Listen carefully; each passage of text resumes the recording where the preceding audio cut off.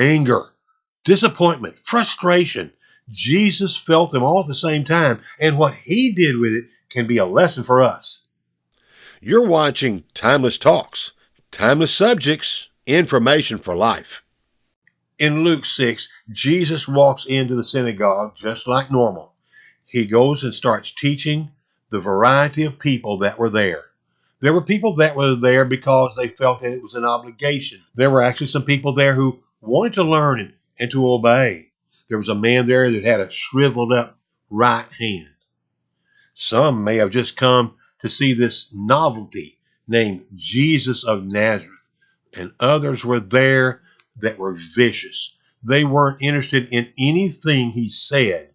They were going to make sure they maximized his mistakes. These people with evil intents didn't realize something, though. They didn't realize that Jesus knew what they were thinking. Luke chapter 6, verse 8 says, "But Jesus knew what they were thinking." And how did Jesus feel about that? Well, that is told us in Mark chapter 3 at verse 5. He looked around at them in anger and deeply distressed at their stubborn hearts. Jesus was angry. Jesus was deeply disappointed in these people. He found that they had hard hearts, hard like a callus on your hand or on your foot. They didn't have feeling. They didn't have tenderness. There was no compassion or pity. You and I have experienced people like that too, haven't we? We've tried to talk with them, and yet they're stubborn, hard-hearted. They're not going to listen to anything that we say because, at least in their mind, they're more intelligent, they're more reasonable. Or they might be saying, well, that's the way it's always been, that's the way it's going to be. And it causes distress in people like us who are trying our best to get this message out to people that Jesus and God are good for them and trying to break those frozen attitudes. The problem is we may actually do something wrong, might even lash out at people. We might say, well, you're stupid because you're not thinking, or you just think you're so smart, or that rock over there is smarter than you are. But how did Jesus handle this? He had already told the man with the withered hand to stand in front of the group. I think that he was trying to get those hard-hearted people stationed all around the room to at least have one more chance to have some kind of compassion or caring or maybe a little pity. So he asked them a very simple question. Then Jesus said to them, I ask you, which is lawful on the Sabbath, to do good or to do evil, to save life or to destroy it? He was asking them to decide on this question of what was allowed on a Sabbath day. And then he restated the thing to where it was either save life or destroy it. That's where I really wish I had the grit that Jesus had because of what he did next. He looked at them all, not all as in a group, but each one of them. He was calling them to make a decision on that question. It wasn't a group question. It was an individual question that each one of them has to answer, just like we have to answer things. And now I want you to see this man of steel nerves because of what he did. You see, he knew in advance what they were going to do when he did the good deed to this man. He knew what their reaction would be, but he did it anyway. Jesus didn't like it, but he did what was best for the withered hand man and those with obligations and those who were seeing him as a curiosity, and especially those evil intended people. So he told the man to extend his hand, stretch it out, he said. And the man did, and his right hand became as good as his left. What happened to the evil people?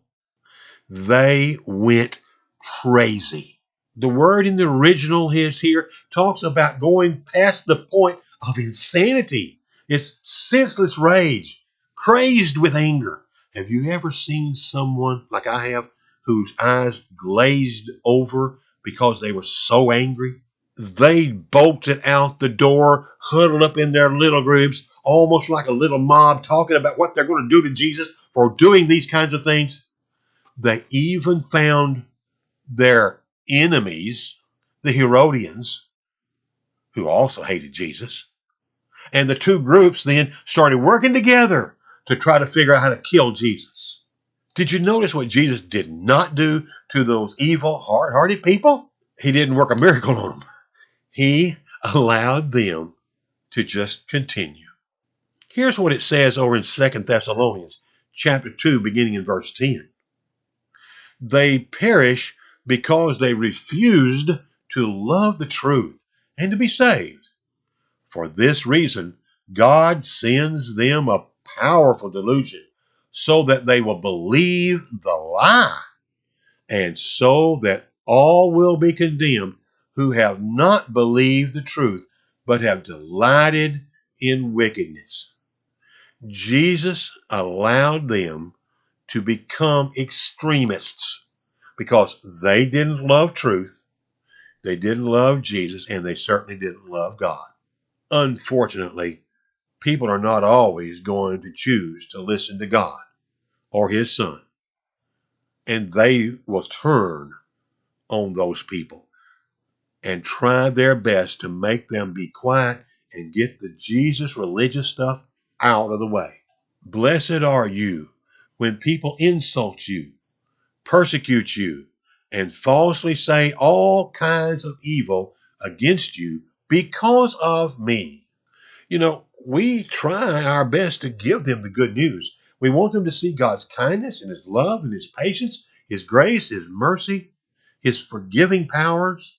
But when they reject it, we must not stop them.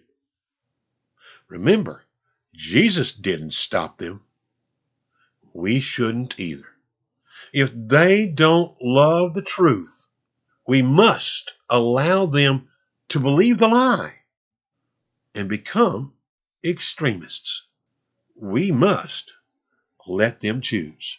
If you would like to have more information on the stories of Jesus or any Bible subject, please contact us. We're anxious to help you. We'll provide you what the Bible says. Or if you need confidential prayers, this is the place. We hope that you'll take a few minutes, though, to go over to timelesstalks.net.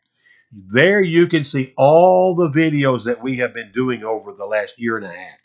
There you can find all that and plenty of other writings and references, links to other videos that relate to each one. We're trying to build a very active website that will serve you to help you grow in your war against Satan so that you can be ready for eternity.